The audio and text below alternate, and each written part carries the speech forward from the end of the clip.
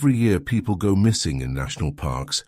The official reports say lost, accident, animal attack, but the rangers know the truth.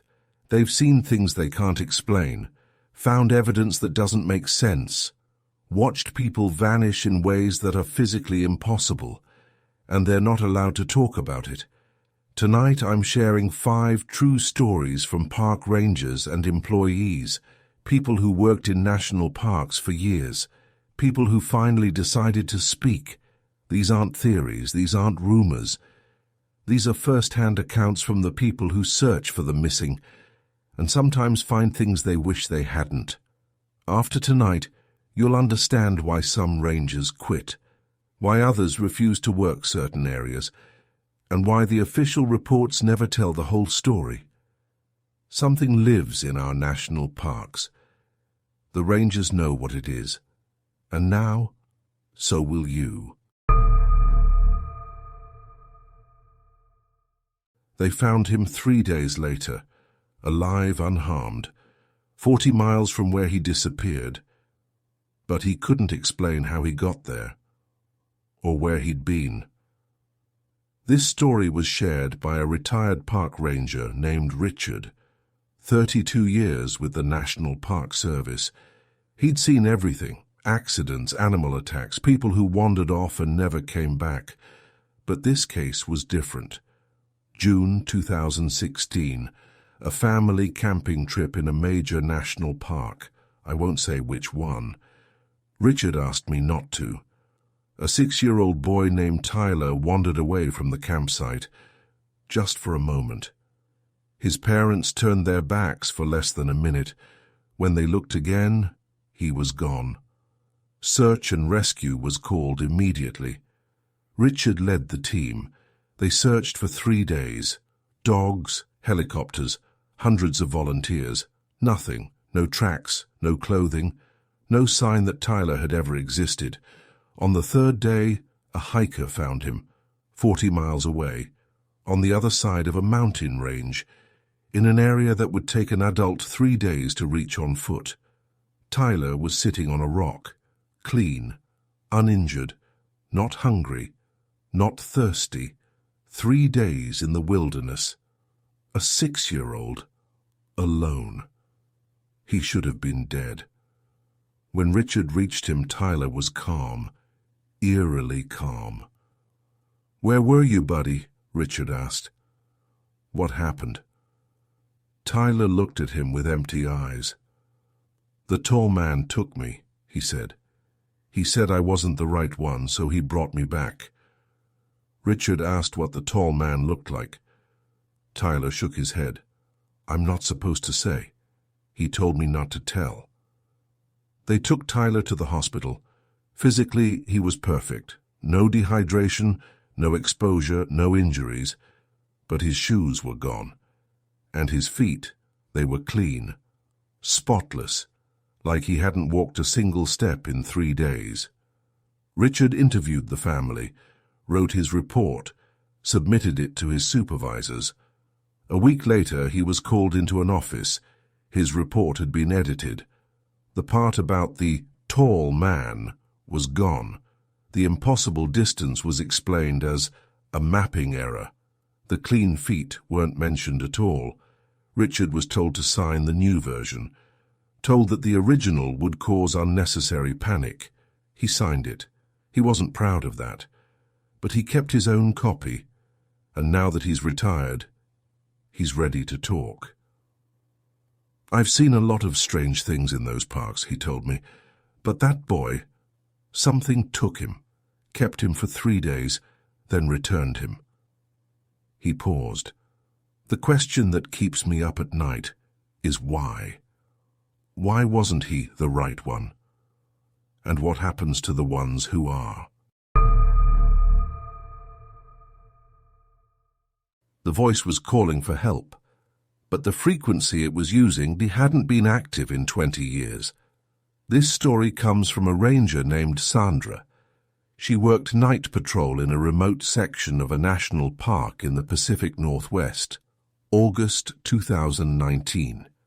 Sandra was doing her usual rounds, checking campsites, making sure everything was quiet.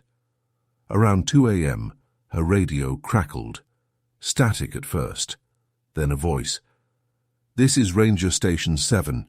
We need assistance. Something is outside. Please respond." Sandra froze.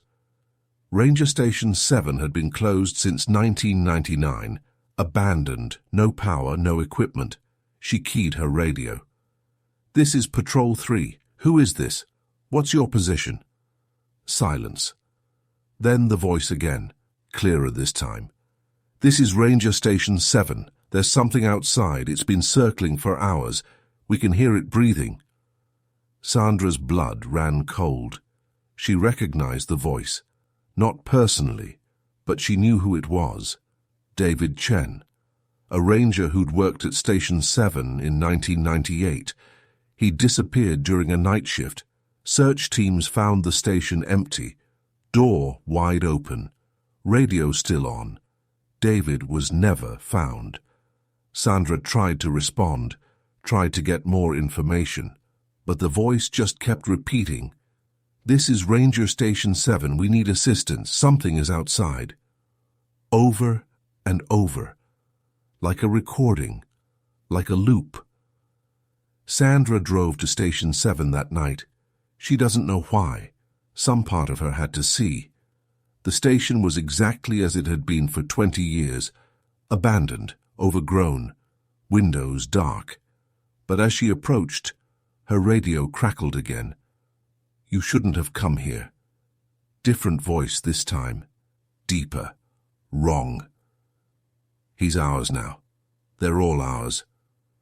Sandra ran, got in her truck, drove until sunrise. She reported what happened, filed an official complaint. Her supervisors listened. Then they told her something that made her question everything. "You're not the first," they said. "We get reports like this every few years. Same voice, same station, same frequency." They showed her files. Reports going back to 2001. Rangers hearing David's voice, calling for help that never came. But there was one detail they'd never shared publicly.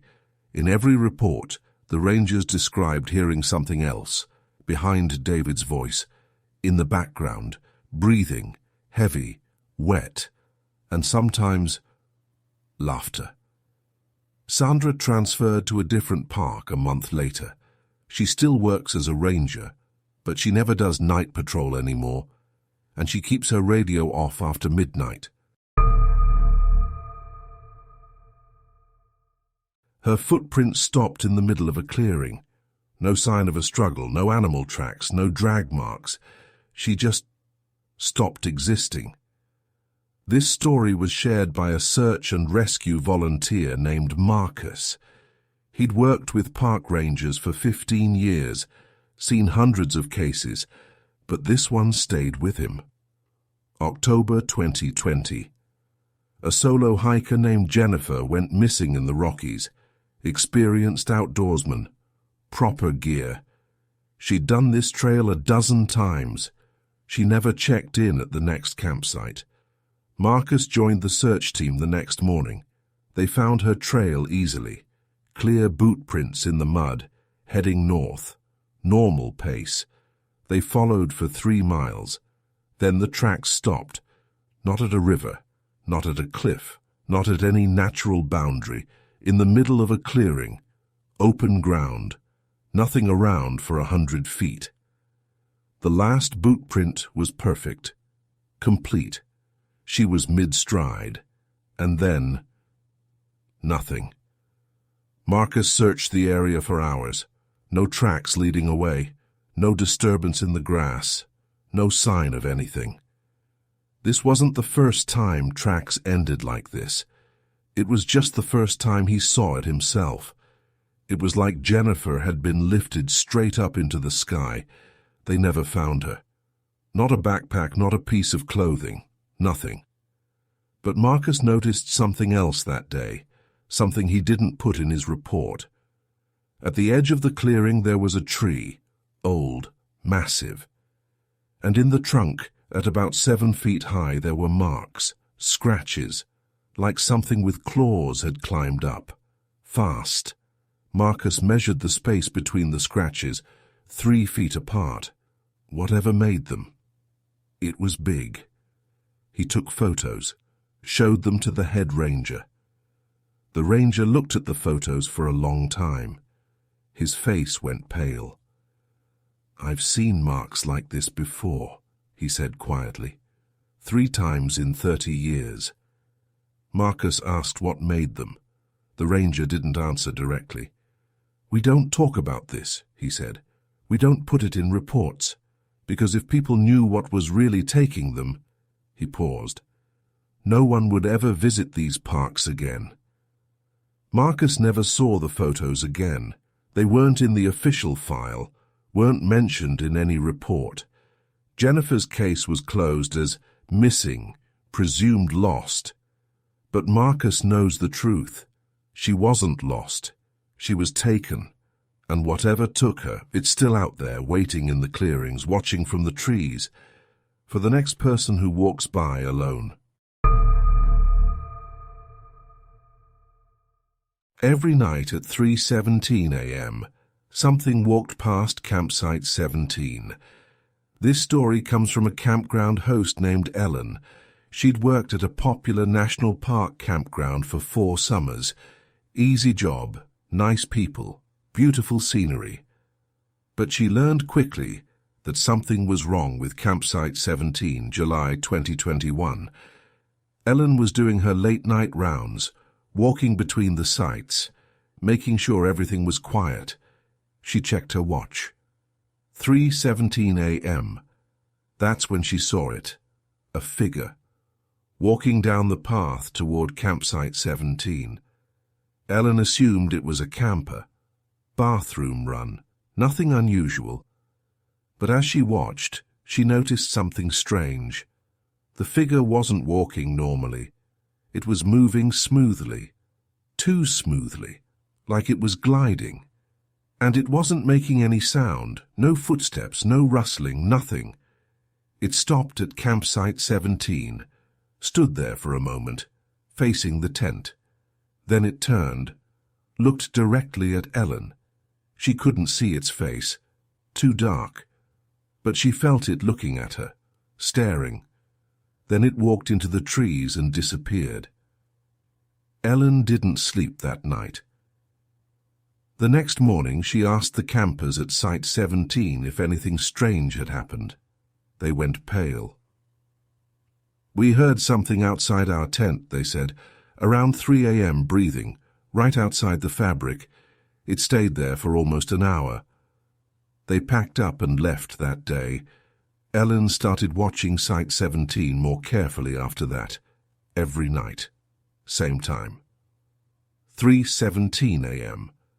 The figure would appear, walk to the site, stand there, then disappear. It didn't matter who was camping there, families, couples, solo hikers. The figure always came. Ellen reported it to her supervisor, asked if anyone else had noticed. The supervisor sighed. "We don't assign that site to employees anymore," she said. "A ranger camped there in 2019. Did an overnight as a test." Ellen asked what happened. He requested a transfer the next day. Wouldn't say why, wouldn't talk about it. She paused. "We just tell visitors it's a popular site. We don't mention the other thing." Ellen asked what the other thing was. Her supervisor looked at her for a long moment. "Every person who spent more than 3 nights in that site has reported the same dream. Someone standing over them, watching, deciding." "Deciding what?" Ellen asked. "Whether to take them or not." Ellen quit at the end of that summer. She still camps, still visits national parks, but she always checks the site number first, and she never, ever camps in Site 17.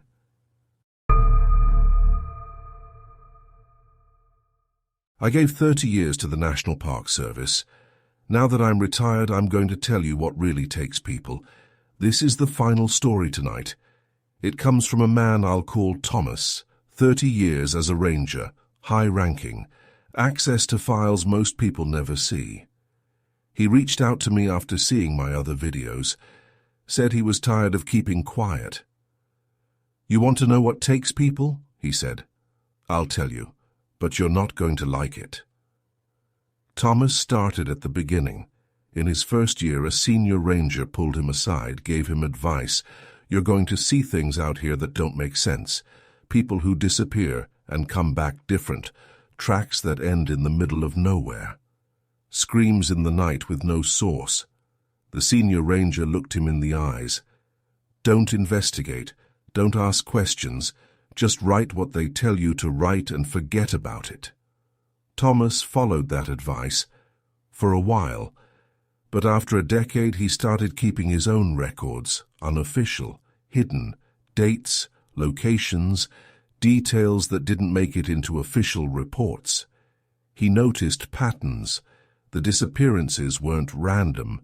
They clustered in certain areas, certain times, new moon nights, areas near old geological formations, places where the forest felt different. And the victims shared something too. Not age, not gender, not fitness level. Something else, something harder to define. "They were all alone when it happened," Thomas said. "All of them. Even in groups, they'd wander off for just a moment, step away from the others. And that's when it takes them." Thomas described what he believes it is. Not an animal, not a person, something else. "It's been in these parks longer than we have," he said.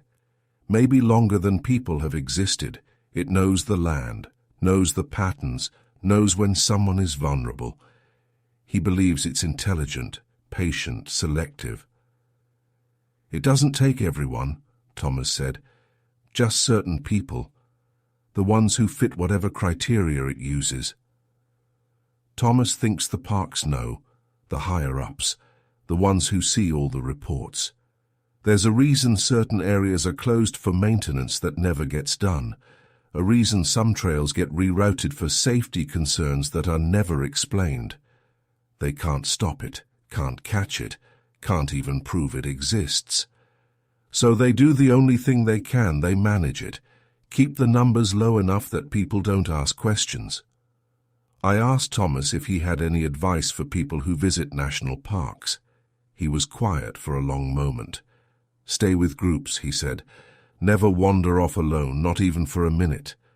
And if you're in the forest and everything goes quiet, no birds, no insects, nothing, turn around immediately. Don't walk, run. Because if everything has gone silent, it means something else is there. And it's already watching you."